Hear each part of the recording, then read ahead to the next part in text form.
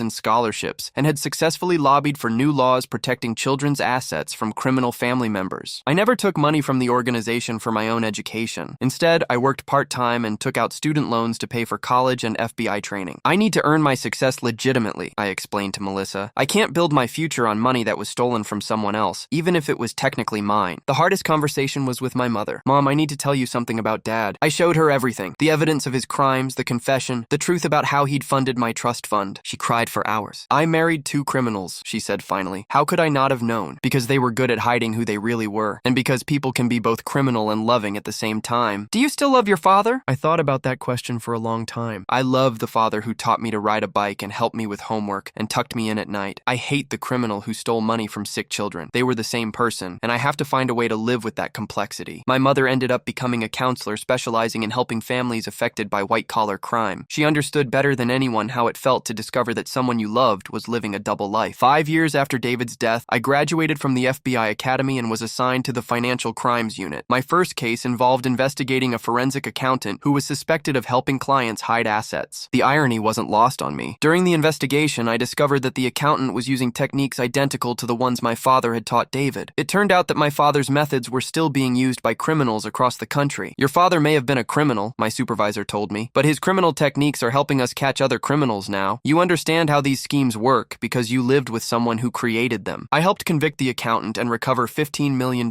in stolen assets. The conviction led to investigations of 12 other criminals who'd been using similar methods. My father's criminal legacy was becoming a tool for justice. Last week, I received a letter from a mother whose son had been helped by one of the pediatric programs my donation had funded. "Dear Agent Tyler," it read, "my son was diagnosed with leukemia when he was 6 years old. The charity program at the hospital covered his treatment costs when our insurance wasn't enough. He's now in remission and doing well. I wanted you to know that the money you donated literally saved my child's life. Thank you for turning something bad into something good." There were pictures of a healthy 8-year-old boy playing soccer. That letter is framed on my office wall now, next to my FBI badge and a photo of my father and me from when I was 10 years old. The photo reminds me that people are complicated, that love and criminality can coexist, and that sometimes the best way to honor someone's memory is to be better than they were. The letter reminds me that even money stolen from sick children can eventually help sick children if it finds its way back to where it belongs. And my badge reminds me that justice isn't about punishing the guilty as much as it's about protecting the innocent. I never got my college fund back, but I got something better. I got clarity about who I wanted to be and what I wanted to do with my life. David Davidson thought he could destroy my family and steal our future. Instead, his crimes inspired me to dedicate my life to protecting other families from people like him. My father thought he could steal money from sick children and use it to give me opportunities. Instead, his crimes taught me that real opportunities have to be earned honestly. Both men underestimated the power of their actions to create consequences they never intended. David created the FBI agent who's now specializing in catching people like him. My father created the person who returned his stolen money to the children he'd robbed. In the end, the most important lesson I learned wasn't about justice or revenge or even family. It was about choice. Every day, we choose who we want to be. My father chose to be a criminal who loved his son. David chose to be a monster who destroyed families. I chose to be someone who uses his understanding of criminal behavior to protect innocent people. The choices we make echo forward in ways we can't predict or control. But if we choose carefully, and if we're willing to face hard truths about the people we love, sometimes we can create echoes that make the world a little bit better than we found it. My father's money is helping cancer patients again. David's criminal techniques are helping FBI agents catch financial criminals. And two kids whose criminal fathers tried to destroy each other are now working together to help other families heal from similar destruction. That feels like justice to me. Not the simple, satisfying justice I thought I wanted when I was 17 and angry, but the complicated, meaningful justice that actually makes a difference in the world. Sometimes the best revenge isn't destroying your enemies. Sometimes the best revenge is becoming someone they never could have been.